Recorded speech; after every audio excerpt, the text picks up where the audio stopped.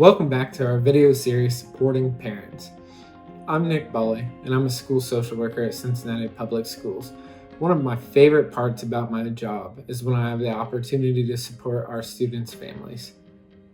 School social workers often encounter high-stress situations. That means that we have to practice a lot of self-care habits at home in order to remain strong and resilient. This week, in 2 videos, we'll cover parent self-care and the importance of stopping at rest areas along this road that we are all traveling on. Our hashtag for this week and for parent self-care is Stop2Rest. A resilient parent is able to be strong and recover quickly in difficult conditions. That is why it is important for you to take care of yourself so you can recover from the potholes along this road you're traveling. Think of resilience like this rubber band. Stretching and not breaking or losing its strength. Resilience as a parent means that, like this rubber band, you can be stretched, sometimes really far, but always be able to spring back.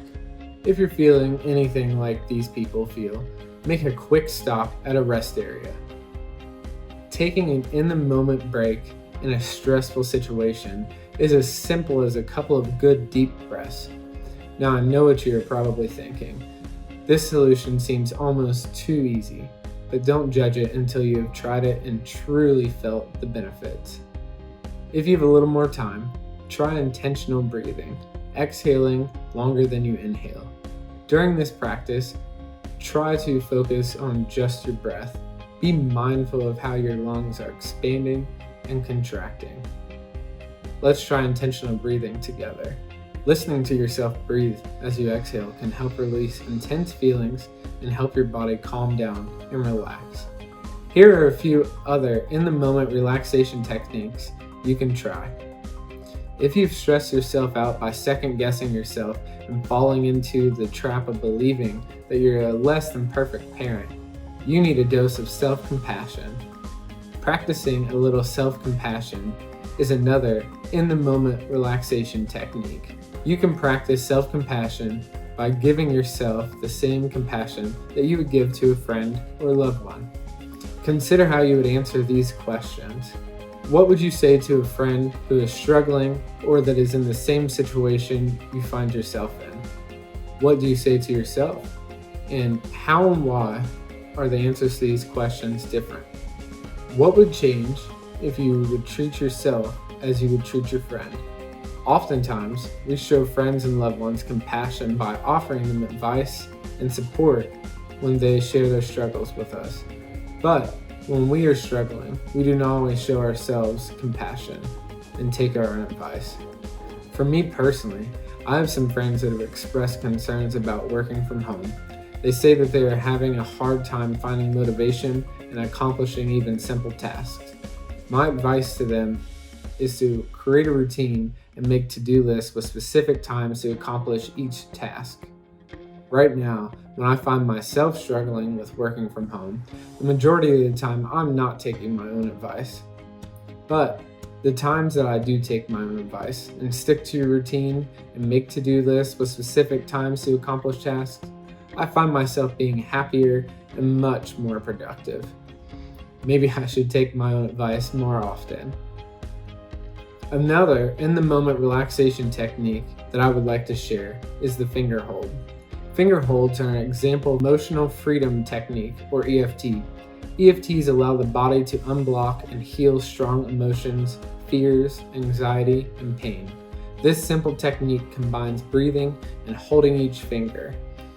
It's a useful practice for adults and children, and you can use the technique for yourself or with another person. To perform a finger hold, simply hold each finger with the other hand. Hold gently but firmly. You don't want to squeeze tightly, but there should be some pressure. As you hold your finger, breathe in a way that feels comfortable. Many adults feel relief after a few minutes per finger. Children often need less time, 30 seconds to a minute, anything to make it feel useful. You can work with either hand or just a few fingers, as long as you feel some sort of relief, whatever works best for you. For more information on using finger holds, visit the website shown on your screen. The last in-the-moment relaxation technique that I would like to share with you is a simple mindfulness activity.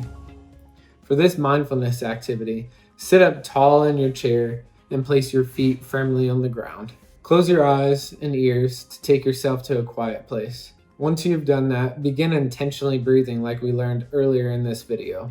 Now, without judgment, take note of the sensations that you feel in your body and continue intentionally breathing. Now, with your next breath, transport yourself mentally to a warm bath, a walk on a nature trail, a cherished moment you have with a loved one, or a place that you are missing.